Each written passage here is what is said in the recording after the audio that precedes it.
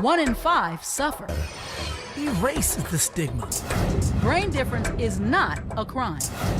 Mental health isn't just your problem. It's our problem. And now, Mental Health Mondays with Marla and Dave. Welcome to Mental Health Mondays with Marla and Dave. Obviously, I'm Dave. I'm the only one that's just eager to go here today. It seems like, Marla, usually you join me on I'll that intro. be honest, your eagerness is a little off-putting. I'm shocked. Well, I'm Marla, and we're here, and I don't know where that energy came from considering the day that we've had, but I tell you what, it's about to get better for us. We are very excited about our guest today. Our guest is Destiny Champion, but before we talk about Destiny, we want to remind you to text the word GIVE, G-I-V-E, to 818-698-1021 and support our A Dollar Today Keeps the Stigma Away campaign. Marla had a good drive and a couple of events that she hosted last month for the A Dollar Today Keeps the Stigma Away campaign, and we want to keep that going because we can't bring this exciting show, this content, this educational, informative, and yet still entertaining content to you without your help. We need you. Like I said, our guest today is Destiny Champion. Destiny is a licensed therapist and the owner of the Maple Counseling Center of Ventura County, hailing from the country of Germany, where Destiny says personal feelings usually aren't really discussed. Like many of us, she deals with brain differences and addiction in her family, and we're honored that she's willing to share here on Mental Health Mondays with us, Marla and Dave. Absolutely. So, Destiny, when we come back from this break, we're going to hear from Destiny Champion. We'll be back after this break.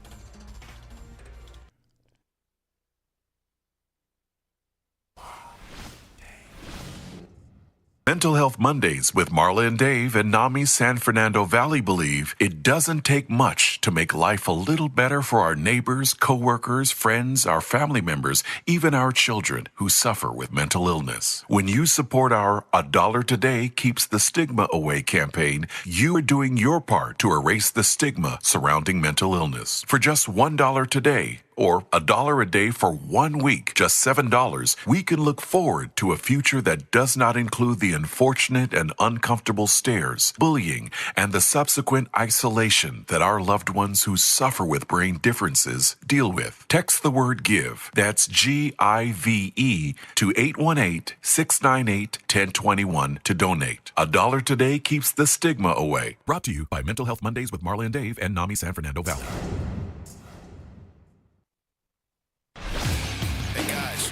Listen up. Learn something. Well, as promised, we said we would be back with Destiny Champion. Destiny, welcome to Mental Health Mondays. Thank you so much. There's cheering. Yay! Yay!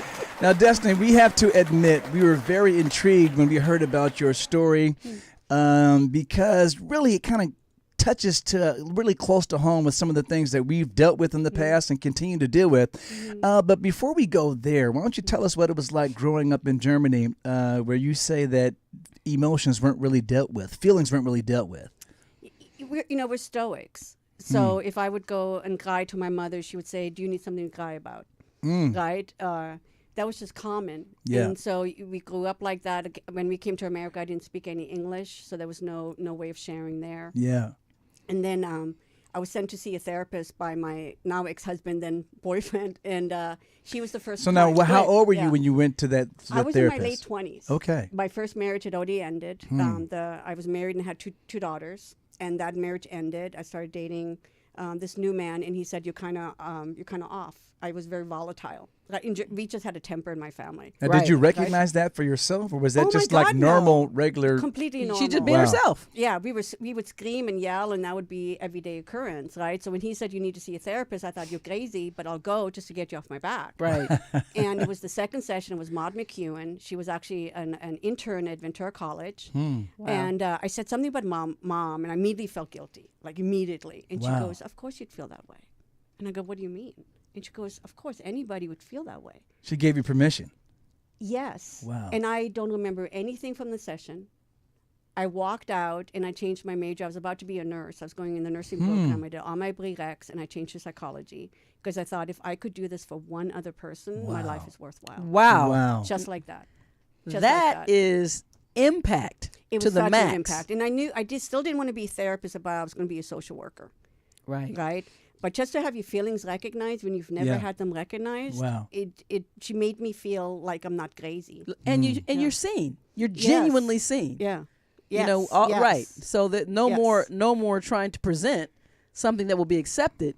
You're seen. That's it. See, my mom was only 15 when she had me, and there was no father. So she did the best she could. She did really well for a 15-year-old. Yeah. But 15-year-olds are narcissistic. That's just how they're hardwired. They're teenagers. Exactly. And Well, then kids, they I mean, get stuck they there. think about That's it. themselves. All their needs are met by somebody else. That's it. So it was always like, why are you so different from me? Why are you so different from me? And after a while, you start thinking there must be something wrong with me because I'm nothing like my mother. So I have a question. You said your mom had you at 15. Was your mom solely responsible for raising you, or were you living in a home with senior, like grandparents? So I started off in a home for unwed mothers, and she actually had to leave me. And so I didn't get to come home with her until I was about 2. And my grandparents finally took me in, and then she married my first stepfather, who they pretended was my father, who's my sister's father. And then when we were leaving for America, I discovered he wasn't my father, and this other man was my father, and who I found then years and years later, just for a very short time. Wow. Yeah, so there just was no father. Wow. It's a lot to unpack there. I know, there's a lot there. I know. I need a pen. I'm writing down this miniseries. I Destiny. know. First of all, your name in itself is a whole billboard message. I changed Destiny that 20 Champion. years ago. Oh, really? Okay. I did. Okay. Yeah, because my original name's Susanna. Okay. I wasn't attached to any of the men that were my stepfathers or husbands. And Right. so I didn't want their name on my certificate. So, Wow. so I read that Native Americans change their names when they do something, when their life changes. And Right. I was about to go in graduate school. I was 15 when I dropped out of school on meth. So for me then to end up in graduate school all these years later was Wow. like mind-boggling. So I changed to Destiny champion over my own destiny. Wow. Yeah. I mean, so I get to be in charge of myself, not my past. I think Dave and I can just turn is- the camera on and walk I out. mean, And let her continue at on her what own. point did you feel like, okay, I'm a massive success? I think it's a work in progress. Wow. You know, every once in a while I'll walk into my center and we have this beautiful 2 offices, 14 offices now. We serve about 280 people a week, right? Wow. And I walk in and sometimes I just start to cry because I can't believe this is my life. Like, how did I go from, I was homeless for a while. How did I go from that, public assistance, to running my own center and living a really good life? And helping people like you used to be. Man, That's why we that serve is the amazing. Medi-Cal Well, population. you chose, and I'm being dead serious. I am so glad you chose the name that you chose because I do believe of purpose. Yes. And that is your destiny. Yes. So that makes perfect sense to me. Yes. So I don't want to sidetrack you. So Yeah. you came here with your mom. You ended up on this journey that brought you to America, Yes. and from there you were married. Did you get married when you first came to America, or? No, I was 10 when we came to America. It was right before my 21st birthday. Actually doing a blackout drunk Right. race when I married my daughter's dad. You know, but we were engaged already. It's all good. But we're both alcoholics. Didn't know what we're doing. I knew I wanted children really bad, and so I wanted to be married before I had children. Right. So I did that. Right. Okay, so then let's dig right into the nitty-gritty part of the story. Now, when you decided that you wanted to be a therapist, what were some of the things that you uncovered about yourself? A lot of it is, I think a lot about the window of tolerance, right? The window of tolerance is how much stress we can take. When we get too much stress, we get hyper, right? We throw things, we yell, we get mad. Hypo, we kind of shut down, we withdraw. I'm kind of a hyper type of person. And so my journey has really been lengthening my window of tolerance, right? So things that used to upset me don't anymore. I'm always working on making my system calmer and being able to respond instead of react. And I assume that's really helpful as a therapist. Well, I was fired from my first job working in anger management because I kept getting arguments with the guys. It's a true story. So, wow. And I don't mean to laugh, but I mean, there's so much. Funny. It's so funny, right? The irony is just Right. dripping. yeah. Well, Yeah, I've come a long ways. so would you say then, with Yeah. with the clinical information and Mhm. knowledge that you have now, Yes. was there a genetic mental health history with your family? 100%. You know, anxiety and depression runs in our families. We're all alcoholics. You know, I've been sober 12 years. Wow. My oldest daughter's sober now. It definitely runs in the family. So let's jump right quick to you being a mother. Yeah. And you obviously have been birthing this destiny for quite some time. But before you got to that, you had children, and did you recognize in your, you have 3 children, and did you talked about your daughter, did you recognize in them some of these traits and behaviors, and did you see it as mental health, or did you just see it as these kids are just being kids, and I went through the same shit when I was their age? My oldest was just a kid being a kid. You know, she was stubborn when she became a teenager. We were all really super close, and they didn't see any part of my alcoholism and things like that. I always kept everything hidden. If I was going to fight with their dad, never in front of them. I was going to give them the life I was not going to have, didn't have, and I did everything possible for them to have the life. Yeah. And then we got a divorce when they were 3 and 6, and I still The two children. Yeah, my ex-husband left me. I started college, and he said either I had to quit college or the marriage, Wow. and I chose to quit the marriage and go to college. So, Yeah. success is the sweetest revenge. And take that. You know, and take that. Exactly. And there you have it. Yeah, so there was no signs of mental illness when they were younger. You know, my older one was kind of stubborn. My younger one, actually, Natasha, was sweet all the way. Like, it was so easy to raise her. And then when she was 12, that was the first memory. I went to pick her up from an all-night skate, and she was nowhere to be found. And I'm waiting out there. It's 5 o'clock in the morning. And At I'm looking 12? for her. At 12. Oh, my and she Lord. comes stumbling through the parking lot. And I remember watching her stumble through the parking lot and realizing our lives were never going to be the same again. It's been 21 years of this now. It's one of those moments where it's like it happened yesterday, Yeah. right? It Still just- vivid. Everything changed in Yeah. that moment. Yeah. I never, You inherently know that. from that moment, Yep. I didn't know how to be her mom anymore. Right. I just Wow. didn't know how to be her mom. The punishments, the bribery, the guilt, I tried everything. And Yeah. I just didn't know how to be her mom anymore. Wow. Well, now we're going to really use this moment to kind of pull ourselves back together as we turn this corner. And when we come back from the break, we'll get into a little bit more of that story and how what you're doing to cope with that, and how you say that it's never been the same, but you know, I'm sure there's things that you've learned along the way to be able to cope, and maybe you can help us find those same, not just therapies, but tools as well. We need you, I'll do my Destiny. best. Absolutely. We'll be right back.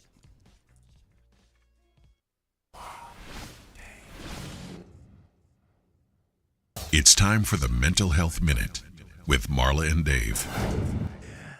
What is an anxiety disorder? Well, it's a chronic condition characterized by an excessive and persistent sense of apprehension with physical symptoms such as sweating, palpitations, and feelings of stress. People with anxiety disorders respond to certain objects or situations with fear and dread. According to mentalhealth.gov, an anxiety disorder is diagnosed if a person has an inappropriate response to a situation, cannot control the response, or has an altered way of life due to their anxiety. The 5 major types of anxiety disorders are generalized anxiety disorder, obsessive compulsive disorder or OCD, panic disorder, post-traumatic stress disorder or PTSD, social phobia or social anxiety disorder. So again, at the end of every mental health minute, we remind and we ask, if you or anyone you know shows signs of anxiety, please contact a mental health professional to get much needed help. This message has been brought to you by Mental Health Monday with Marla and Dave.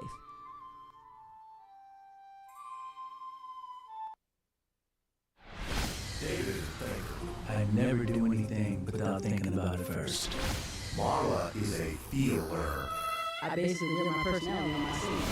But when Marla and Dave get together, it's like a match dancing with a firecracker. So I don't have to tell you, Destiny, all who follow and watch us, we too currently are in an epic battle with my daughter as well. So in other words, this is a space that we're not just hosts, we understand it. So when you say what you say, I totally get it. And Dave had the best question as we were going to the break, which is, how, like, you recognized in that moment, what have you been able to do from then to now to either make peace or to find healing? Talk to us. And before you answer that question, Destiny, I want to just say this: we are not in a battle with our daughter or with any of our children, but we battle with ourselves on how best to handle it. No matter how they feel and how they take the situation. For us, it's always love that we're trying to project and trying to deliver. But sometimes, sometimes it's tough love. And so when it's tough love, they don't necessarily feel it that way. But we are willing to try any and everything. And we're almost at the any and everything point right now. So we are looking forward to the tools that you are going to share with us today.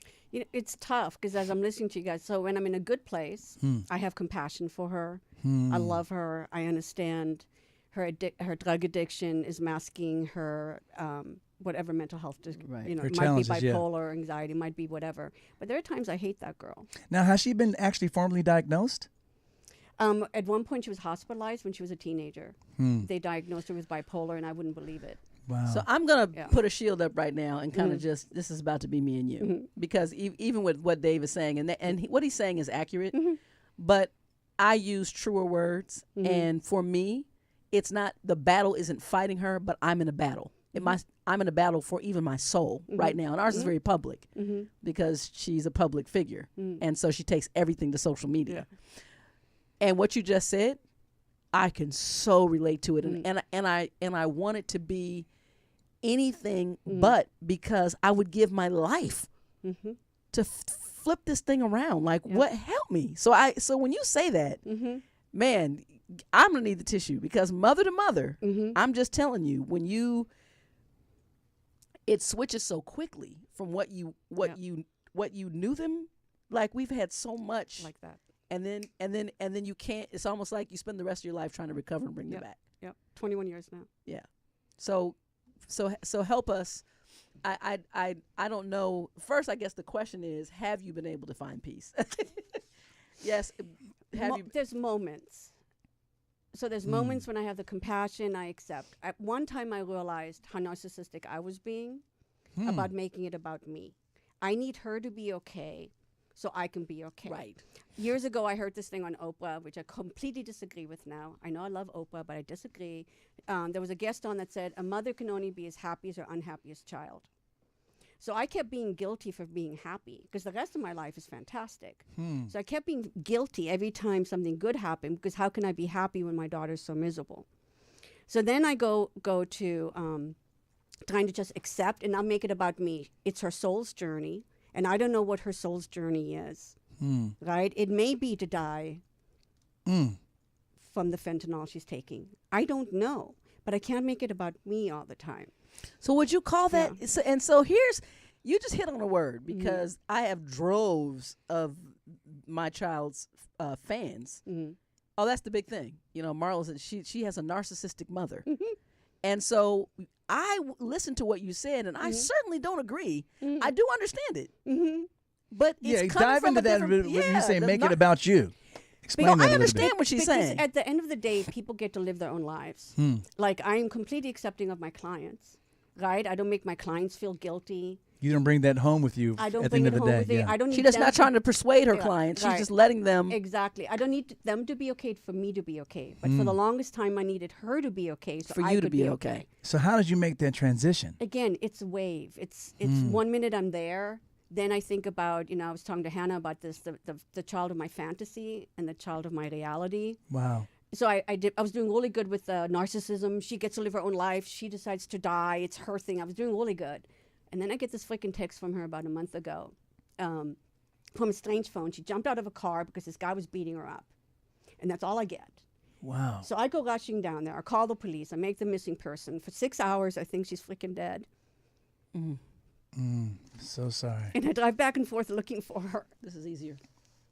And then I get a text. I start contacting her people on Facebook, right? And then I get a text, oh, I fell asleep. I'm so sorry.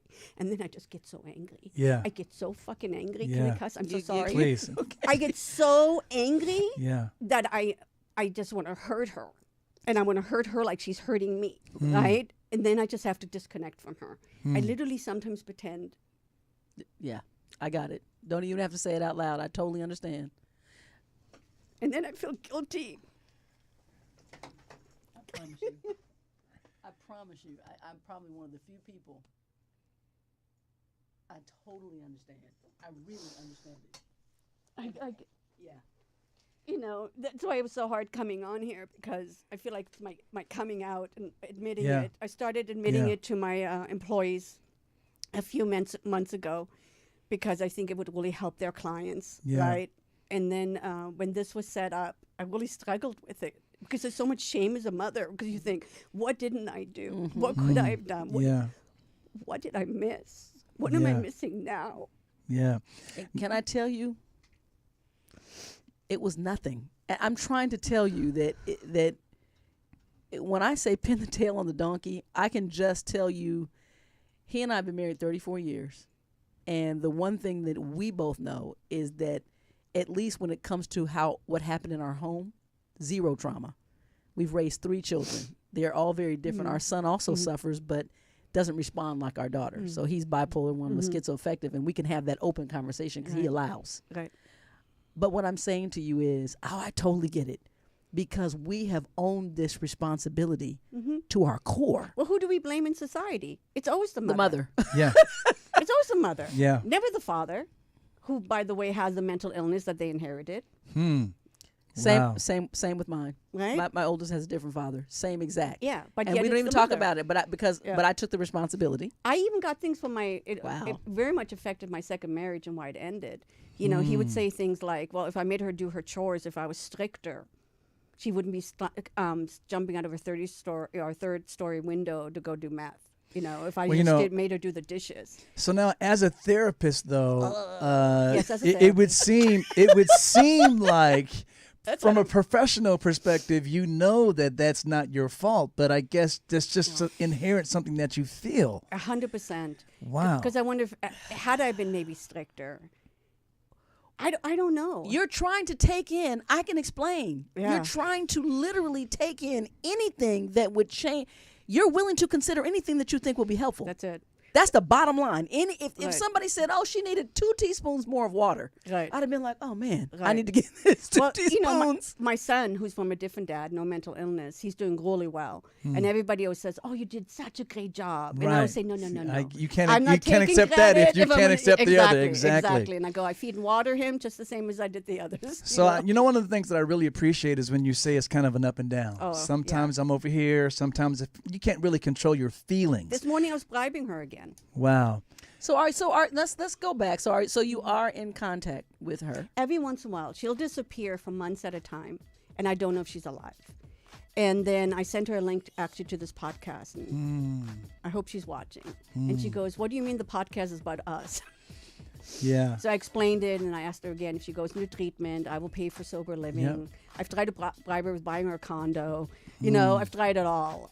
She can't come around the new baby that's coming, her nephew, because there's just so much at stake. She's not part of our family anymore. Yeah. She's like a familiar stranger. Like a familiar stranger. I know she's my daughter, but you know, the last time I saw her was when that picture was taken. That was on her birthday. Wow. And I never know. And then she never texts me back unless she needs something. Right. You know, it's that kind of, it's a cycle. All right. Well, you know what, man, this is more amazing than you know. We hope you guys are really taking this They in. are. And as a They're in matter the of fact, chat I want to room. let you know that this is going to stay up on YouTube indefinitely. So you can always go back. Your daughter can actually even go back and check that out. We'll be right back.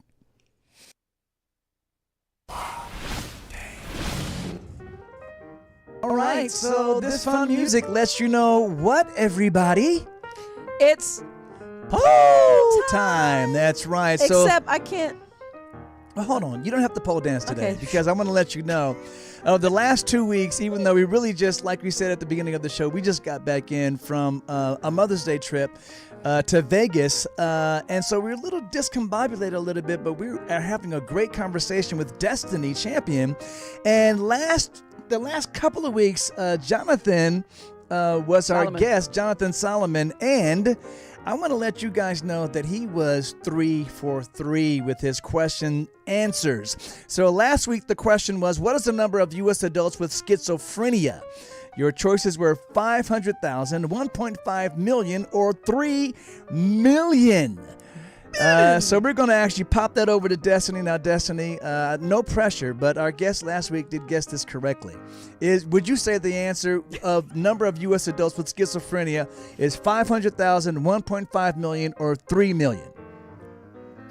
Part of me thinks it's 3 million because there's so many, but I'm going to go with the middle one, 1.5. That's what I'm hoping. Destiny, ding, ding, ding, right That's along my with Destiny. Jonathan Solomon. Woo! That's my destiny. Yes. Okay. So which one's answer was it? I kind of cheated. It was 1.5 million. You got it. So now here's this is sort of a layup. This is a softball kind of question. The new question for next week is, which of these conditions are you most likely to develop?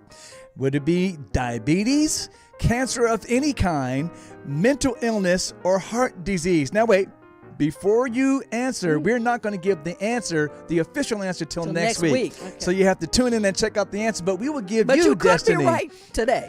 the chance to get the answer right now. Is it diabetes, cancer of any kind, mental illness, or heart disease that you are most likely to develop over your lifetime? I believe it's mental illness just because we're diagnosing it more. And a lot of things are called mental illness these days, right? Anxiety, even things that we can live with, we're labeling as mental illness. Yes. Okay, so now you've heard a professional tell you her opinion. So before you actually write into any of our social media, when you log in and you give us your vote, consider what the professional said. And I want to remind you to text the word GIVE to 818-698-1021. Dial today keeps the stigma away. We'll be right back.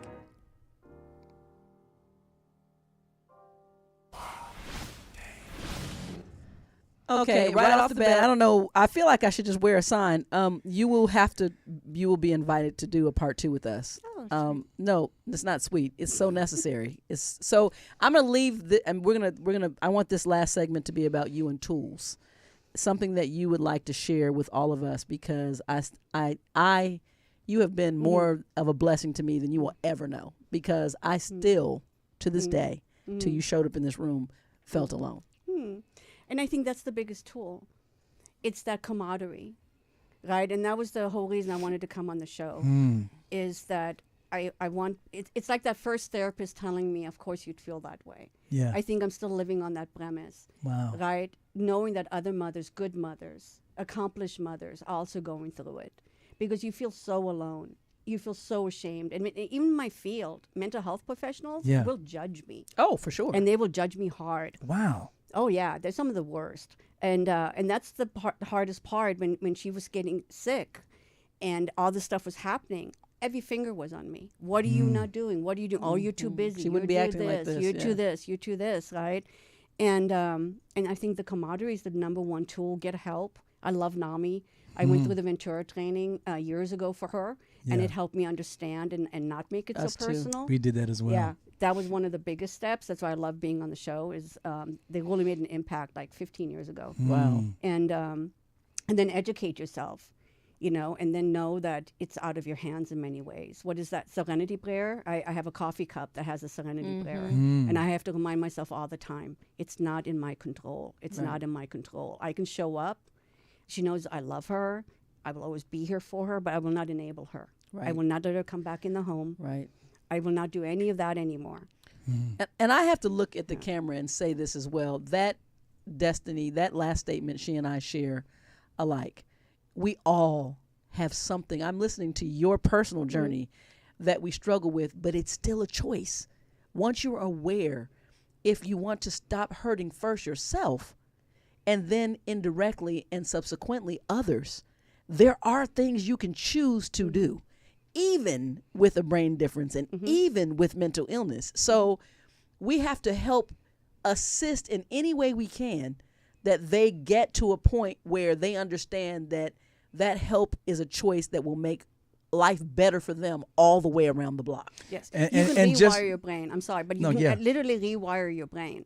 Right? The brain you're born with, the science shows it's very you can rewire it. By In other using words, the you can tools. develop new habits. And you actually rewire your brain because Yeah. every time you have a thought, you have a chemical pathway to it. You And the change more that you- thought. yeah. Exactly. It's like Gets a muscle. deeper and deeper and deeper. Exactly. Yes, absolutely. Well, Exactly. we tell our kids all the time, no matter how far you go when considering messing up or making mistakes, you already know the pathway back. It might be difficult, but there is a path back. Yeah. Yeah. And there is. I mean, I'm in recovery myself. 12 years sober, and I always hope to model how the choices that we make affect your big picture. I always tell my kids, look at the big picture of your life, not this moment, but the big picture of your life. And I'm hoping she'll get that. Well, now you have somebody hoping with you. Thank You have been a crazy inspiration to me. I am beat up, literally. I do really mean that. I'm beat up. I had a meltdown in Vegas about my daughter. And, because it's so public, the cruelty in it. You have 2 kids that are mentally ill. Clearly you've emotionally abused your children. You don't deserve to be a mother. You Yeah. the death threats, all of it. Yeah. And you can't even love them more. You can't do more for them than, and it's the anger, which I relate to what you're saying, comes from the fact that you the child have experienced this amazing, like you were the recipient, and yet there's no way I can reach you. Yeah, she tosses it all away. I can help my older daughter. I'm putting my younger son through college. I have everything available now, and I can't give it to her because She's not in a it. position to want it. Yeah, No. to want to productively be able to. Right. Well, I get it totally, and we will have to reschedule because there's so much more story for you to tell, and I know you're expecting. Let's end on a high note. Yes. Your oldest daughter, who happens to be visiting Yes. She with came us with me here, today. she's here. Yes.